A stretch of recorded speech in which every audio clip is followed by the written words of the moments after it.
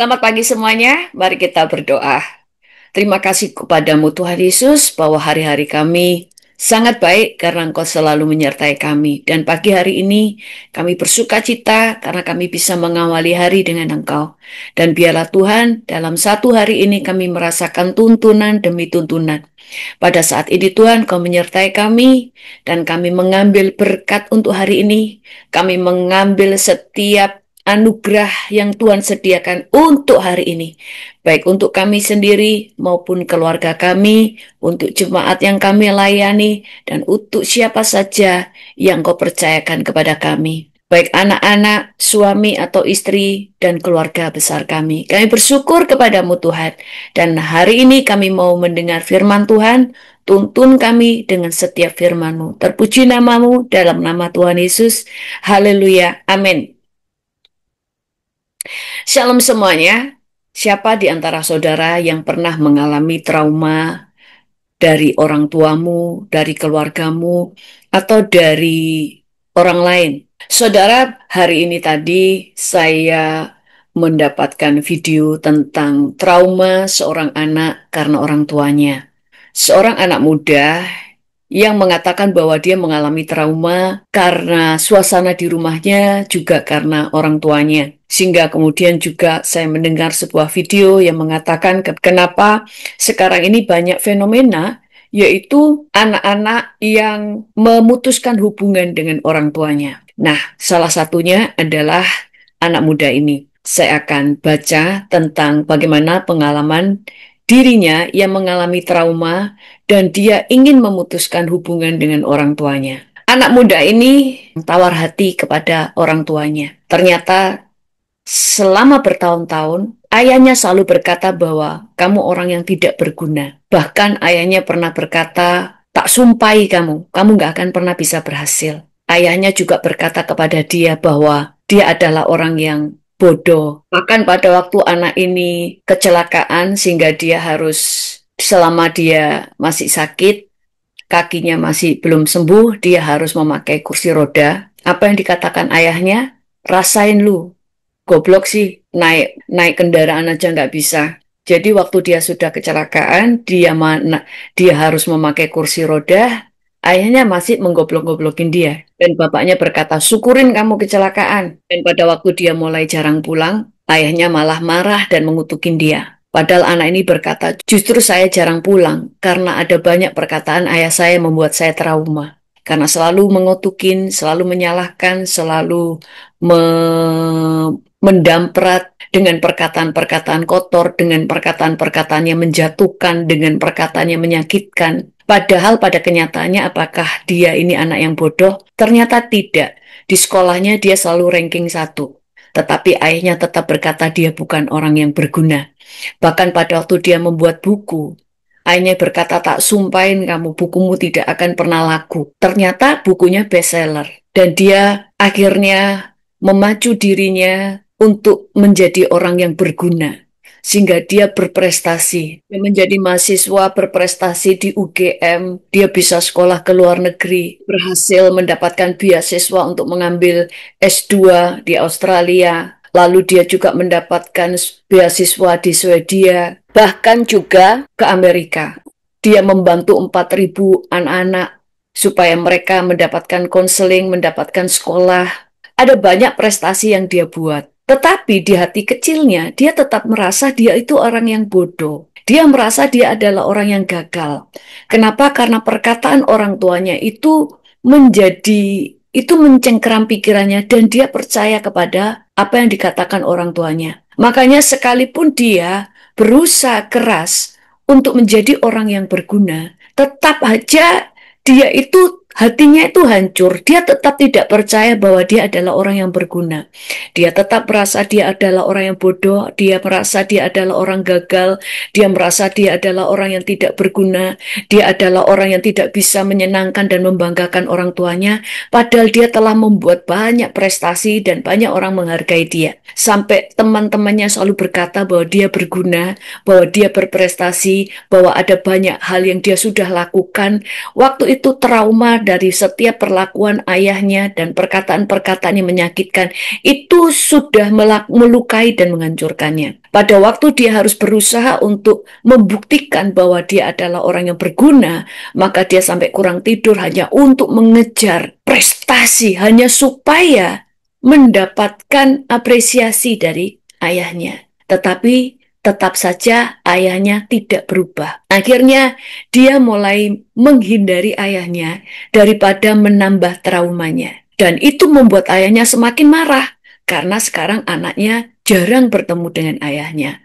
Saudara, sampai anak ini berkata, sampai suatu saat dia mulai sadar bahwa dia tidak seperti yang ayahnya katakan. Dia mulai berusaha untuk bangkit, dia mulai berusaha untuk pulih, dan Tuhan telah memulihkan hatinya, sehingga dia mulai mengerti bahwa yang terpenting dalam hidupnya bukan tentang prestasi, tetapi bagaimana hatinya menjadi pulih dan utuh kembali. Sehingga prestasi-prestasi itu menjadi berguna untuk banyak orang dan untuk dirinya. Bukan mengejar prestasi, tetapi hatinya tetap hancur. Saudara, makanya ada banyak orang yang putus asa dan mulai membenci dirinya. Tidak jarang anak-anak ini menjadi pelariannya di narkoba, di pergaulan yang bebas, bertemu dengan teman-teman yang rusak, yang penting mereka merasa diterima. Bahkan orang-orang yang seperti ini kadang-kadang mereka di sekolahnya dibully dan mereka tidak membalas.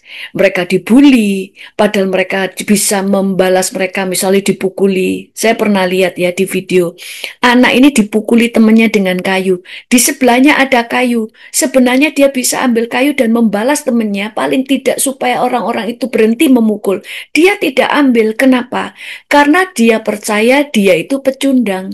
Dia percaya memang dia layak diperlakukan demikian. Kenapa? Karena mereka mendapatkan perlakuan seperti itu di rumahnya. Dan kemudian anak yang menceritakan ini tadi berkata bahwa anak ini sampai mengalami konseling berkali-kali karena ada trauma, ada gambar diri yang rusak, hati yang rusak. Sampai dia harus ke psikiater beberapa kali. Sampai akhirnya dia sadar yang butuh dipulihkan adalah orang tuanya. Kolose 3 ayat 21. Firman Tuhan berkata begini, hai bapak-bapak, janganlah sakiti anakmu, supaya jangan tawar hatinya. Kalau di dalam terjemahan AYT dikatakan, bapak-bapak jangan memicu kemarahan anak-anakmu, supaya mereka tidak menjadi patah semangat. Kalau di dalam terjemahan TSI dikatakan, dan para ayah, janganlah membuat anak-anakmu sakit hati, sebab anak yang sakit hati tidak akan mau berusaha hidup yang baik. Kalau di dalam terjemahan Shelebir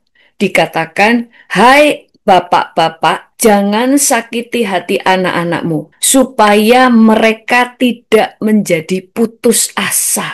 Jadi kalau orang tua nih, terutama seorang bapak, Alkitab itu bilang, kalau seorang bapak menyakiti hati anak-anaknya, apa akibatnya? 1, anak itu bisa putus asa. 2, anak itu tidak akan punya semangat untuk melakukan yang baik. Yang ketiga, orang ini menjadi tawar hati. Dan yang keempat, mereka menjadi patah semangat. Apa sih tawar hati? Tawar hati adalah kondisi hati kehilangan semangat, kurang antusiasme, cenderung pasif dan menyerah. Dan tawar hati adalah mereka menjadi kecewa, mereka menjadi ngapain saya hidup, bahkan kecenderungan mereka adalah ingin mengakhiri hidup mereka. Saudara, sekali lagi Tuhan memanggil kita menjadi berkat, Tuhan memanggil kita menjadi saksi, menjadi kesaksian hidup bahwa kita adalah orang yang dipulihkan. Kita menjadi sebuah kesaksian sehingga orang bisa melihat Yesus di dalam kehidupan kita. Dan kita menjadikan segala bangsa menjadi murid Yesus. Tetapi bagaimana kalau kita itu menjadi orang yang terluka, yang tidak kita bereskan, sehingga kita menjadi seorang monster di rumah yang melukai banyak orang, melukai istri, atau melukai suami, melukai keluarga, melukai menantu, melukai anak-anak, dan bahkan cucu-cucu kita. Kemanapun kita pergi, seringkali kita bisa melukai. Atau mungkin kalau di luar kita menjadi seorang pengecut, sehingga kita menjadi orang yang baik, tetapi di rumah kita menjadi monster.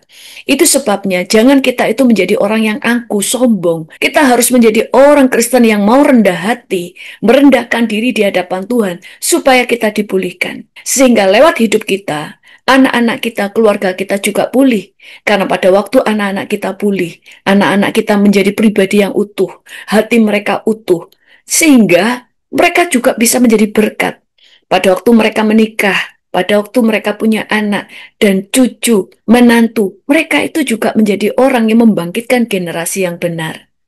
Mungkin di antara saudara pernah terluka dengan orang tuamu, sampai engkau menjadi pribadi yang rusak. Tapi saya mau sampaikan di sini bahwa Tuhan tidak pernah menciptakan produk gagal. Tuhan merencanakan yang baik. Itu sebabnya kalau hari ini kau sudah menjadi rusak, karena trauma masa lalu, karena perkataan-perkataan yang tidak benar tentang hidupmu. Percayailah perkataan Tuhan, bukan mempercayai perkataan orang lain, atau bahkan orang tuamu, atau saudara-saudaramu yang menghancurkan kamu. Datang kepada Tuhan, menangis kepada Tuhan, karena Tuhan sanggup memulihkan kamu. Demikian juga orang tua yang suka menyakiti anakmu. Engkau harus bertobat. Mungkin engkau dulu juga diperlakukan yang sama oleh orang tuamu. Saya percaya engkau juga orang yang terluka. Mungkin kamu sakit hati dengan apa yang dilakukan orang tuamu dulu. Mungkin kamu sakit hati dengan perlakuan, perkataan-perkataan kutuk, perkataan kasar, bahkan mungkin orang tuamu melakukan kekerasan di dalam kehidupanmu. Kalau kamu tahu bahwa diperlakukan demikian tidak enak, diperlakukan demikian adalah menyakitkan, maka kalau engkau melakukannya hal yang sama kepada anak-anakmu, engkau juga jahat sama seperti orang tuamu. Itu sebabnya kita mau selesaikan apa yang menjadi trauma di masa lalumu, supaya kepada anak-anak kita tidak mewariskan kepahitan, kita tidak mewariskan trauma, tetapi kita mewariskan kasih, damai sejahtera, kedewasaan, iman, takut akan Tuhan. Karena keluarga kita lebih utama dari yang lain. Sia-sia kita disukai banyak orang, di kantor, di gereja, di dalam pergaulan, tetapi kita dibenci di rumah oleh anak-anak kita sendiri, oleh istri atau suami kita. Rendahkan diri kita semuanya untuk menjadi orang-orang yang berubah. Bagi orang tua, kalau saudara sebagai orang tua mengalami trauma masa lalu, mari hari ini datang. Saya akan berdoa untuk saudara. Dan demikian juga dengan anak-anak saat ini. Setiap saudara yang juga terluka kepada orang tuamu, mari kita datang kepada Tuhan. Mungkin orang tuamu di dunia ini mengecewakan, tetapi engkau punya Bapa yang ada di surga. Bapakmu yang sesungguhnya adalah Bapamu yang ada di surga. Itu sebabnya dia memperkenalkan dirinya sebagai Bapa. Dan dia berkata bahwa engkau adalah anaknya. Itu sebabnya datang kepada Bapa di dalam nama Yesus. Dan engkau pasti mengalami pemulihan. Kalau engkau melihat Bapa di dunia pasti kecewa. Tetapi percayalah, Bapamu yang sesungguhnya adalah Bapa yang ada di surga. Kalau orang tua anak-anakmu mulai menghindari kamu, mulai meninggalkan kamu, jangan menyalahkan mereka. Tetapi tanya, kenapa mereka menjauh dari orang tua? Jangan melihat mereka sebagai pendurhaka, tetapi tanyakan apa yang menjadikan mereka mulai membatasi hubungan dengan orang tua. Karena kita anak Tuhan yang benar mau rendah hati, anak Tuhan yang benar dia mau dikoreksi. Tadi ada seorang ibu waktu menasihati anaknya, karena anaknya punya pacar, orang tuanya tidak damai sejahtera. Anaknya keras kepala karena orang yang sedang bucin tidak bisa dibilangin. Tapi orang tuanya itu dengan bijaksana berkata, please, tolong dengarkan mama. Boleh nggak mama berbicara? Tolong dengarkan. Dia tidak langsung dengan marah-marah. Tapi dia berkata, please, tolong dengarkan saya. Pada waktu anaknya mulai mendengarkan, mulai dia berbicara. Dan puji Tuhan, anaknya mendengar dan akhir memutuskan pacar yang tidak benar. Sampai ibu ini berkata, kan kita sebagai orang tua nggak pernah ya langsung minta tolong dan merendahkan diri di hadapan anak. Tapi saya, karena saya mengasihi anak saya bilang, please, tolong, dengerin mama, dengerin saya. Saya hanya ingin berbicara, karena saya mengasihimu. Saya mau berbicara, please dengerin mama. Saudara, hidup kita adalah milik Yesus. Itu sebabnya kita mau hidup kita menyenangkan Tuhan. Demikian juga izinkan Tuhan memakai hidup kita untuk menyalurkan kasih kepada anak-anak kita, kepada suami, kepada istri kita. Sehingga lewat kita, Tuhan bisa membentuk keluarga kita menjadi keluarga yang kuat dan melahirkan generasi yang siap untuk dipercaya dan dipakai Tuhan. Tulis di chat, aku mau menjadi berkat, bukan menjadi kutuk untuk keturunanku. Dan buat saudara anak-anak muda, kalau orang tuamu mengecewakan, tulis di chat apa yang menjadi traumamu. Dan saya akan bawa doa setiap trauma-trauma saudara yang saudara tulis di chat nanti. Dan sekarang, mari kita semuanya berdoa. Tuhan, hamba-Mu saat ini berdoa untuk setiap anak-anak-Mu, untuk para orang tua yang pernah mengalami trauma di masa lalunya oleh karena perbuatan nenek moyang mereka. Pada saat ini Tuhan, belas kasihan-Mu turun. Engkau yang menjamah hatinya yang paling dalam. Engkau yang bisa menjamah memori mereka yang terdalam. Sehingga Engkau bisa menyembuhkan mereka dan mencabut semua memori dan luka hati yang terdalam. Karena Engkau adalah Allah penyembuh. Basuh mereka dengan kuasa darah-Mu Tuhan. Dan pada saat ini saudara-saudara ikuti doa saya. Tuhan Yesus, aku banyak terluka dari perbuatan orang tuaku di masa lalu. Pada saat ini Tuhan, aku mengampuni mereka karena aku tahu orang tuaku juga pernah mengalami luka. Dan kalau saat ini kami sebagai orang tua telah melukai anak-anak kami, ampuni kami Tuhan. Sembuhkan Tuhan luka hati kami, sehingga kami tidak membawa luka kepada keturunan kami.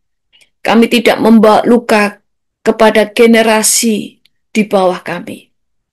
Tetapi kami mewariskan kesembuhan, keutuhan, damai sejahtera, sukacita, iman, kehidupan kepada keturunan di bawah kami. Saat ini Tuhan, aku mengampuni masa laluku. Aku mengampuni orang tuaku. Aku mengampuni perbuatan-perbuatan orang yang telah melukai dan berbuat jahat kepadaku. Karena penghakiman adalah di tangan-Mu. Saat ini Tuhan, aku menerima kesembuhan, menerima darah Yesus, membasuh hidupku dan keturunanku dalam nama Tuhan Yesus. Tuhan, saat ini hamba-Mu berdoa untuk setiap anak-anak-Mu yang mengikuti YouTube live ini Tuhan. Tuhan, Kau yang sanggup menyembuhkan luka hati mereka, trauma mereka, basuh mereka dengan kuasa darah-Mu, roh, jiwa, dan tubuhnya. Pikiran dan hatinya dibersihkan, dikuduskan oleh darah Yesus, sehingga mereka sanggup untuk bangkit dari trauma masa lalu. Dan biarlah mereka menjadi utuh kembali sesuai dengan rancangan-Mu yang sempurna, karena Engkau telah menciptakan anak-anak-Mu utuh, sempurna, tidak bercacat. Itu sebabnya Tuhan, biarlah mereka dikembalikan kepada posisi mereka yang semula. Bersihkan Tuhan hati mereka, sembuhkan mereka Tuhan Yesus, dan biarlah mereka menjadi utuh kembali, punya pribadi yang utuh, gambar diri yang benar, sehingga lewat mereka juga mengalirkan kehidupan kepada semua orang di sekitar mereka, kepada anak-anak mereka, kepada keluarga, kepada istri, kepada suami, dan kemanapun mereka pergi. Mereka dapat mentransferkan sukacita, damai sejahtera, kehidupan, iman, sehingga banyak orang yang diberkati. Dalam nama Tuhan Yesus, haleluya, amin. Terima kasih, Tuhan memberkati, dan jangan lupa untuk subscribe dan share kepada saudara dan teman-teman. Tuhan Yesus memberkati. Selama